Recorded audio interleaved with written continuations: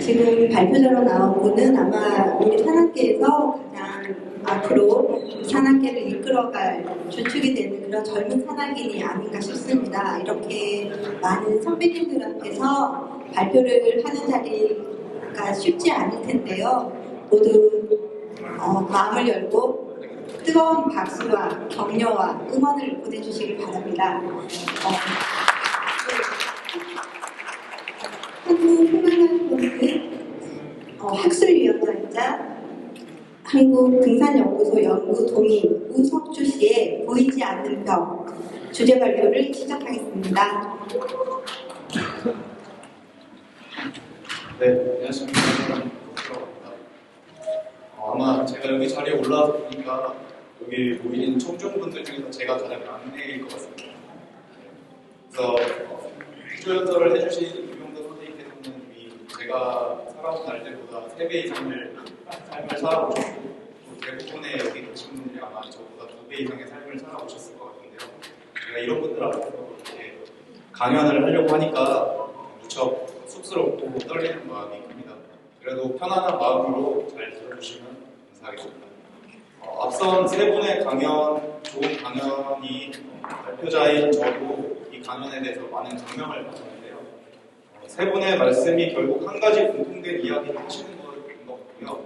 저 또한 그것의 연장선에서 이야기를 드리게 될 것 같습니다. 다만 저는 제가 이제 지금껏 경험했던 가장 최근에 했던 등반을 체험을 예로 들어서 그것에 대해서 말씀을 드리고자 합니다.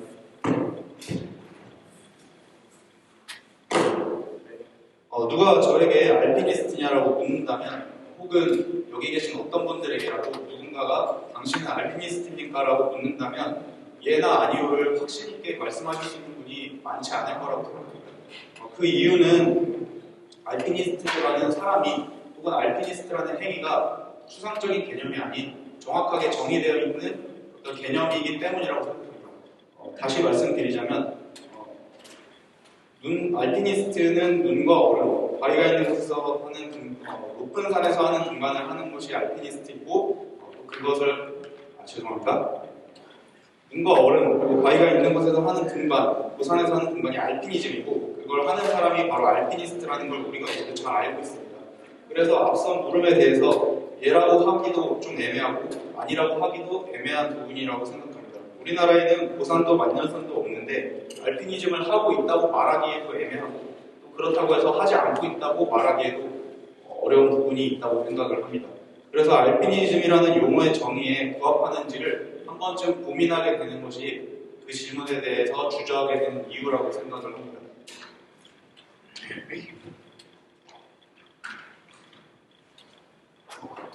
저는 얼마 전에 큰세봉 남벽을 다녀왔습니다. 큰세봉 남벽은 아마도 아직까지 사람의 손을 타지 않은 채로 남은 설악산의 공리들 중 하나였을 것이라고 생각을 합니다. 큰세봉 남봉, 정확히는 남벽에 대해서 정보를 수집하였는데 그 어떠한 등반의 기록도 찾을 수 없었습니다. 직접 가서 등반을 하면서도 볼트나 하켄, 하다못해 낡은 슬링 하나라도 그 어떤 흔적을 발견하지 못했습니다.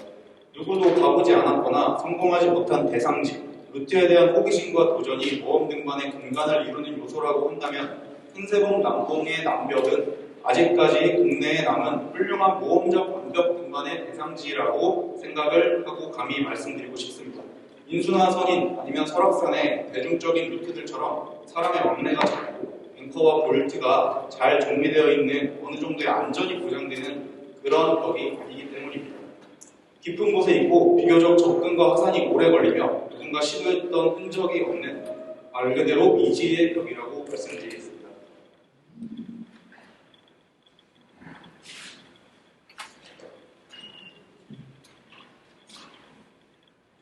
네, 이곳을 등반하기 위해서는 접근부터 하산까지 저는 3일 정도 예상을 해서 준비를 했고요. 식량과 야영, 그리고 등반에 필요한 장비까지 꼼꼼하게 점검을 했습니다.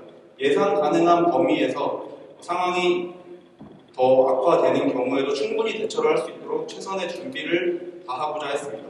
준비 상황을 따라가지 못하는 경우가 생겨서 등반을 포기해야 한다면 접근에만 하루를 꼬박 소요해야 하고 또 얼마가 걸릴지도 모르는 등반을 위해서 앞뒤로 여유 있는 일정을 다시 한번 만들어내기가 상황에서 쉽지 않았기 때문입니다. 그래서 등반을 위해 저는 휴가를 사용하였는데 열흘 정도의 긴 휴가를 썼고요. 물론 이 휴가는 큰세봉 남봉만을 위해서 낸 것은 아니고 다만 이제 예상한 3일보다 더 시간이 들더라도 부담 없이 제가 하고 싶은 등반을 이어나갈 수 있는 그런 시간적 여유를 대비를 갖고자 했습니다.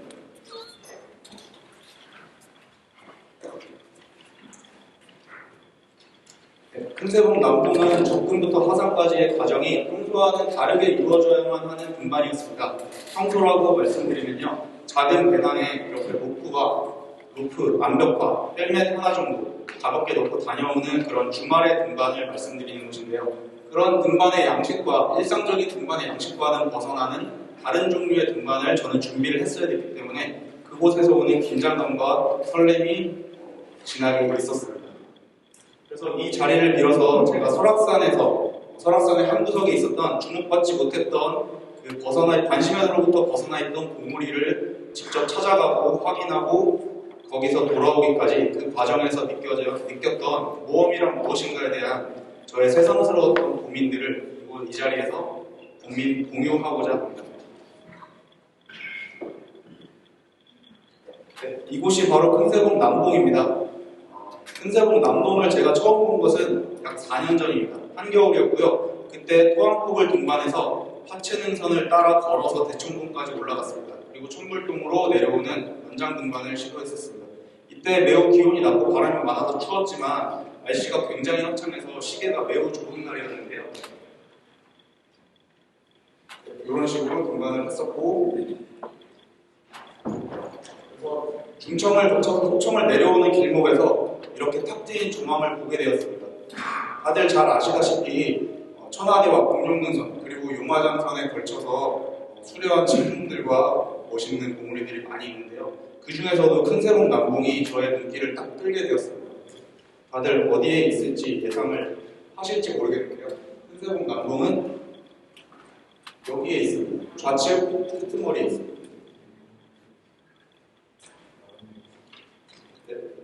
모두가 잘 아시겠지만 휴용각에서부터 아등령 방향으로 보셨을 때 127호와 큰세봉, 나암봉이 위치하고 있습니다. 그래서 큰세봉으로부터 남쪽을 따라서 150여 미터 정도를 쭉 능선이 이어지는데요. 그 끄트머리에 큰세봉 남봉의 남벽이 있습니다. 이 남봉이라고 부르는 것은 제가 딱히 이름을 찾지 못했고 남쪽으로 이어져 있기 때문에 제가 임의로 부르는 명칭입니다. 공룡능선은 설악산에 매우 인기 있는 등산 코스인데 거기서부터 불과 150m 정도 벗어나는 능선의 끝에 위치한 큰세봉 남봉은 등산객으로부터는 물론이고 등반가들로부터의 관심에서도 벗어나 있었던 것으로 생각이 됩니다. 앞서 말씀드렸다시피 저는 기록을 많이 찾아봤었는데요. 등반에 대한 어떤 기록도 확인하지 못했고 그리고 설악산에 있는 여러 봉우리들이 이미 계절을 불문하고서 많은 등반가들의 손길을 타고 초딩이 된 것으로 알고 있습니다. 그리고 설악산에서 등반을 하다 보면 생각지도 못한 곳에 박혀있는 날개 타켄이나 링볼트 등을 많이 볼 수 있는데요. 그런 것을 볼 때마다 저는 항상 앞선 시대의 등반가들에 대한 경애를 느끼곤 했었습니다. 그럼에도 그렇게 국내에서 등반가들이 왕성한 활동을 하면서 손을 타지 않은 보물이나 벽이 거의 없었을 텐데요. 어떻게 이렇게 크고 깨끗한 벽이 미답으로 남아있었는지 등반 기록이 아무것도 없었는지 너무 궁금했었고요. 그래서 제가 눈으로 직접 한번 보고 싶었습니다.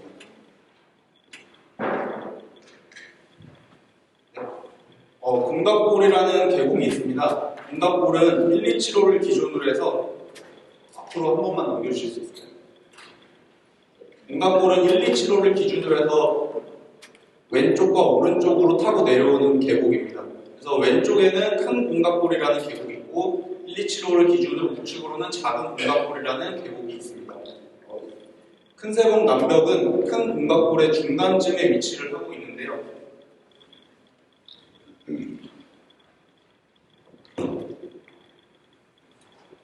저희는 백담사에서 시작해서 오세암을 거쳐서 큰 공각골로 접근했습니다. 큰 공각골까지 들어가는 데는 거의 반나절이 걸렸습니다. 영시암, 오세암을 거쳐서 들어갔고요. 큰 공각골에 들어서서 또 반나절 정도를 헤맬 수밖에 없었습니다. 제가 기존의 자료를 찾을 때 지도를 많이 보고 또 인터넷에서 공룡능선과 가야동 계곡, 공각골 산행을 한 사람들의 산행 기록을 많이 찾아봤었습니다. 그래서 저는 이 자료를 통해서 제가 정확한 위치를 파악하고 있다는 자신을 했었는데요. 막상 큰 공각골의 계곡으로 들어서니까 그 벽의 위치를 정확하게 확인하기가 여간 어려운 것이 아니었습니다. 지나간 태풍 흰남노의 영향이 있었거나 혹은 그 뒤에 다시 다가오려고 했었던 두 번째 태풍의 영향인지 모르겠었는데 날이 굉장히 흐렸었고요. 안개가 엄청나게 끼어있는 상황이어서 상당히 시야가 좋지 않았습니다. 그리고 좌우의 서면이 가팔라서 이렇게 숲이 매우 울창했었고요. 안개가 거기다가 같이 껴있는 상황이어서 시야의 확보에 어려움이 있었습니다. 그래서 제가 접근하는 첫날에 지도에서 미리 확인했었던 자리가 굉장히 좋을 곳이라고 예상했었던 큰 세봉 남봉 남벽의 바로 밑에 쪽에 캠프를 치려고 생각을 했었는데요. 결국에는 벽은 보지도 못했고 자리를 찾지 못해서 계곡의 한 중간에 억지로 좁은 자리를 만들어서 텐트를 쳐야만 했습니다. 둘째 날에는 기상이 더 안 좋아졌습니다. 그래서 지금이 이제 둘째 날 사진인데요. 첫째 날보다도 둘째 날이 더 안 좋아져서 아예 나무 사이로 하늘이 잘 보이지 않고 어디가 벽인지 그 벽이 크기가 어느 정도 되는지도 구분이 어려울 정도로 안개가 심했습니다. 그래서 지도상에서 제가 봤을 때 빽빽하게 등고선이 맺힐 남봉으로 추정되는 그 위치가 제 바로 근처에 있어야 하는데 저희는 사실상 계곡을 엄청나게 헤매고 사면을 오르락 내리락 하면서 갈피를 좀 못 잡고 있었습니다. 그래서 제가 심지어는 큰 공각골에 서 있는 게 맞는 것인지도 의심을 좀 해볼 정도로 그런 생각이 들었습니다. 그래서 자료를 찾을 때부터 제가 이게 정말 오래전에 멀리서 봤을 때처럼 그렇게 큰 벽인지 그리고 이 벽이 정말로 등반을 할 만큼의 가치가 있는 벽인지까지도 의심이 들기 시작했습니다. 벽의 존재에 대해서도 의심을 하기 시작했는데요. 왜냐면은 계곡이 아무리 깊고 나무가 울창하고 안개가 많이 꼈더라도 벽이 그 정도로 크다면 이게 내 눈앞에서 과연 이렇게 안 보일 수가 있을까 하는 그런 의심이 있었습니다. 그래서 과거의 등반가들 중에 누군가가 접근을 했다가 이 벽이 생각보다 등반성이 떨어지는 벽이어서 그냥 물러나는 것은 아닐까 하는 그런 합리적인 의심도 해봤습니다. 그래서 둘째 날에 저희가 이렇게 사면을 한참을 헤매다가 저희가 서쪽에서 점심을 간단하게 때우고 잠깐의 휴식을 취하는 과정에서 제가 아직 때가 나에게 오지 않았나라는 생각을 했습니다. 4년 전에 처음 보고 그동안 자료를 많이 준비해가면서 나름의 등반 경험도 쌓고 실력을 많이 쌓아서 이제 도전을 해봐야 되겠다는 생각을 했는데 이렇게 날씨가 따라주지 않으니 과연 나에게 이게 때가 아닌가 싶은 생각도 들기도 했었습니다. 그래서 마음을 좀 정리하고 이제 좀 내려가야겠다라는 생각을 하고 있던 찰나였습니다. 그래서 올라왔던 길과는 전혀 다른 방향으로 계곡의 반대편 사면으로 길을 내려갔는데요. 가파른 사면을 내려서니까 마른 계곡이 나왔고 그 계곡 주변의 사면이 굉장히 완만해져 있었습니다. 기존에 돌아다녔던 사면보다 완만해 있었던 것을 확인할 수 있었습니다. 그리고 그때 고개를 들어서 사면을 위를 바라봤는데 때마침 또 바람이 불어주기 시작했습니다. 그래서 안개가 살짝 걷히는 시기가 있었고요. 그 시점에 제가 사면 위쪽을 바라봤을 때 벽의 형체가 약간 흐릿하게 나타났다 사라졌다 하는 그런 모습을 보았습니다. 그래서 이제는 진짜 마지막 시도다라는 생각을 가지고 제가 그 사면을 함께 올라갔습니다. 같이 온 파트너와 함께 잡목을 헤쳐가면서 올랐습니다. 그래서 이렇게 문득 선 소나무 하나를 지나니까 잡목지대가 사라지면서 바위 앞으로 바로 탁 트인 지대가 나오면서 이렇게 바위를 만나게 되었습니다. 그래서 제가 이 바위를 보고 벽이 실제한다는 제가 의심했던 합리적 의심들이 사실은 그냥 의심일 뿐이었고 제가 본 것은 허구가 아니었다. 실제 벽은 존재했었고 단지 눈앞에 보이지 않았을 뿐이었다라는 것을 깨닫게 되었습니다. 그래서 그 벽의 존재를 본 것만으로도 무척 기뻤고요. 벽을 보자마자 저희가 했던 일은 좌측 끝에서부터 우측 끝까지 벽을 쭉 한번 정찰하는 일이었습니다. 안개가 상당히 심하고 지금 사진에서 보시는 것처럼 벽의 높이가 낮은 편은 아니었다고 생각합니다. 제 생각에는 직선거리로 정상 끝까지 한다면 100m 정도의 등반거리가 충분히 그 이상 나올 수 있는 벽이라고 생각을 했습니다. 그래서 벽이 중간 부분이 상당히 잘 루트 파인딩이나 육안으로 확인되지 않는 부분들이 많았고요. 하단부만 하더라도 제가 왼쪽부터 끝까지 돌아다니면서 봤을 때 그 어떤 등반의 흔적도 찾을 수 없었습니다.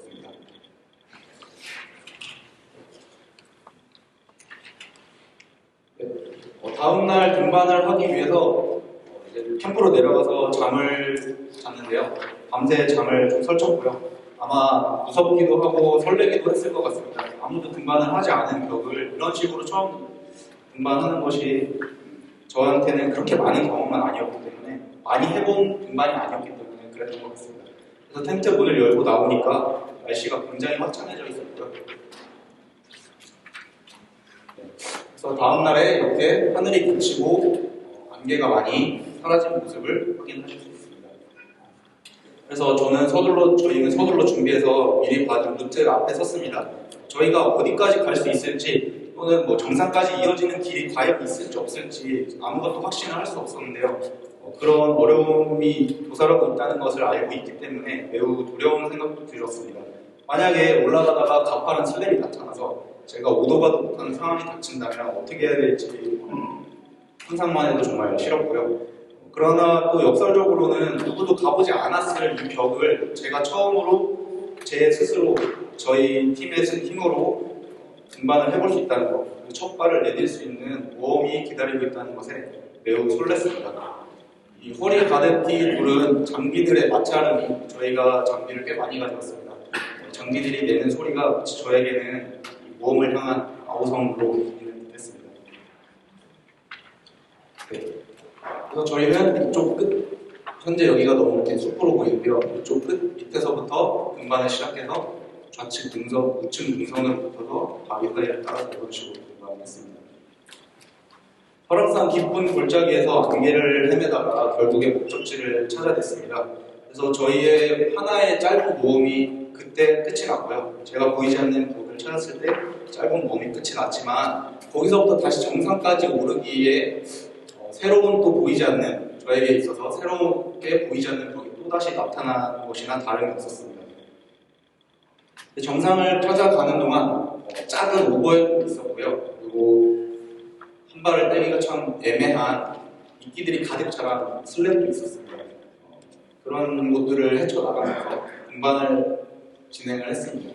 그리고 저희가 올라갈수록 다시 내려갈 수 있는 회로는 점점 멀어지고 있었습니다.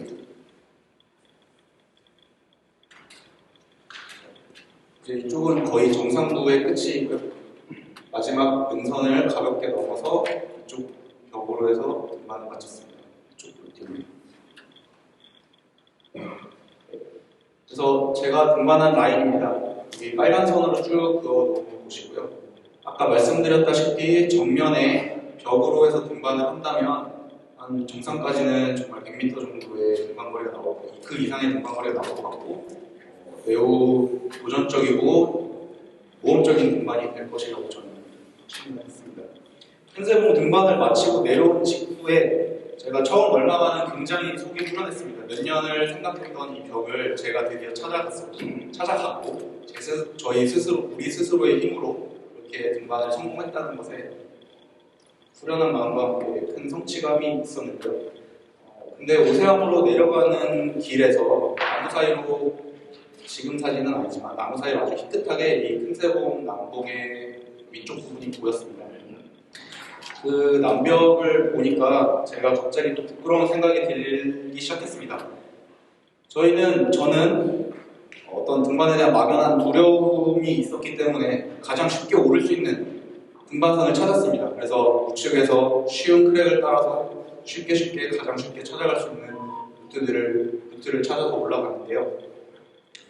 그렇게 해서 물론 어려운 구간도 있었지만 크게 위협을 느끼는 구간이 없이 정상까지 오를 수 있었습니다.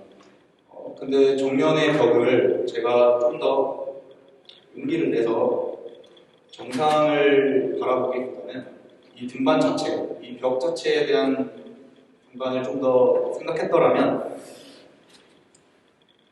좀 더 도전적이고 정상을 가지 못했더라도 도전적이고 모험적인 시도를 해볼 수 있지 않았을까 그런 생각을 하게 되었습니다. 내려오는 길목에서. 그래서 제가 저희 팀이 처했던 당시의 상황에서 저는 안전을 고려해가면서 최선의 루트를 선택해서 최선의 등반을 했었지만 막상 내려오는 과정에서 이렇게 또 부끄러움을 느꼈고 좀 더 강하게 밀어붙이지 못했던 등반에 대해서 약간의 아쉬움을 가지게 되었습니다. 그리고 다시 한번 말해야겠다는 생각을 했습니다.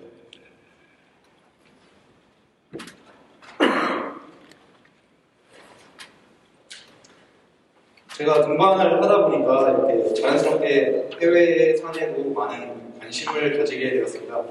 그래서 국외에서도 몇 번 등반을 했었고요. 등반의 영역을 저 스스로 국한시키지 않고 최선을 다해서 여러 가지 경험을 해보기 위해 다양한 등반을 시도했었습니다. 스스로 원정을 꾸려보기도 했습니다. 난이도보다는 모험이라고 생각하는 불확실성, 보이지 않는 영역을 찾는 것에 가치를 두기 위한 등반을 많이 만들어 보고자 했습니다. 그래서 이런 관점에서 본다면 아직까지도 우리나라에도 설악산에도 충분히 모험적이고 불확실성을 가미한 모험적인 요소들을 가미한 등반을 시도할 수 있는 대상지나 또는 창의적인 루트를 만들어낼 수 있는 여지들이 많이 남아있을 것이라고 생각합니다. 그중 하나가 저에게는 큰세봉 남봉이었습니다. 큰세봉 남봉을 찾기 위해서 이 시간을 준비했고 등반을 실행했고 무사히 내려오기까지의 과정이 저희에게는 하나하나가 모험 그 자체였습니다. 무엇 하나 명확하게 보이는 것이 없다는 불확실성이 주는 두려움이 등반을 하는 내내 따라붙었습니다. 그러나 반복되는 의심을 물리쳤고 보이지 않는 벽으로 가는 길에서 저희의 모험의 정수가 담겨 있었다는 생각을 했습니다. 이미 끝난 모험에 만족을 하지 않고 다음 발걸음을 고민하는 순간이 지나간 모험을 살아 숨쉬게 하는 경험으로 만드는 아주 긍정적인 태도일 것이라고 생각합니다. 보이지 않는 벽을 찾아내는 순간이 저에게는 끝이 아니라 다시 새롭게 등반을 계획해야 하는 새로운 시작의 순간이었습니다. 산에 다니는 모든 사람이 다 알피니스트는 아닐 것입니다. 볼더링 또는 스포츠 클라이밍, 그리고 또 주말에 인수동에서 크랩 클라이밍을 한다던가 판대에서 톱노핑 또는 빙벽을 한다던가 이런 행위들이 알피니즘이라고 절대 생각하지 않습니다. 그러나 이런 짧은 몇 동작의 볼더링, 짧은 한 피치의 스포츠 클라이밍, 그리고 크랙에서 피와 살을 받쳐야 하는 이런 크랙 클라이밍, 위험한 위태로운 얼음 위에서 행하는 아이스 클라이밍 이런 것들이 난이도나 고도는 논외로 하더라도 무엇 하나 장담할 수 없는 상태에서 한 발짝 더 앞으로 물러서지 않고 나아가려고 해야 하는 행위 그 자체는 이미 모험을 즐기고 있는 것이고 행위의 정도가 다를 뿐이지 그 정신은 알피니즘과 일맥상통하는 부분이 있다고 생각합니다. 그래서 이런 정신을 가지고 큰 벽으로 나아가면 그때 바로 그 사람이 알피니스트가 되는 것이라고 생각을 합니다. 정의를 함에 있어서는 엄격해질 필요가 있지만 가능성에 대해서는 넓은 마음을 열어두고 엄격하게 자폐를 드릴 필요가 없다고 생각합니다. 마무리하겠습니다. 우리나라의 모험 등반이 끝이 났는가? 끝이 난 것이 아니라면 어디쯤 와 있는지에 대해서 저 스스로 여러 번 자문하고 많이 고민했습니다. 서울에만 암장이 100여 개 이상 지금 열려 있는 시대인데요. 모험 등반의 가능성은 그 암장의 숫자만큼 또는 그 짐을 이용하고 있는 회원들의 숫자만큼이나 많을 수 있습니다. 등반을 위해서 얼굴도 모르는 누군가에게 허락을 받아야 하는 시절입니다. 하지만 보이지 않는 벽은 그래도 여전히 존재할 것입니다.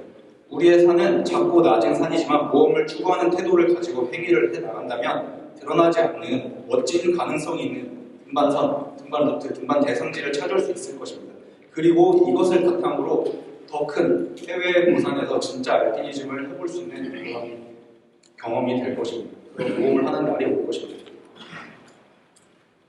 네, 제가 여기 오신 분들하고 공유하고 싶은 저의 의견은 여기였습니다. 감사합니다.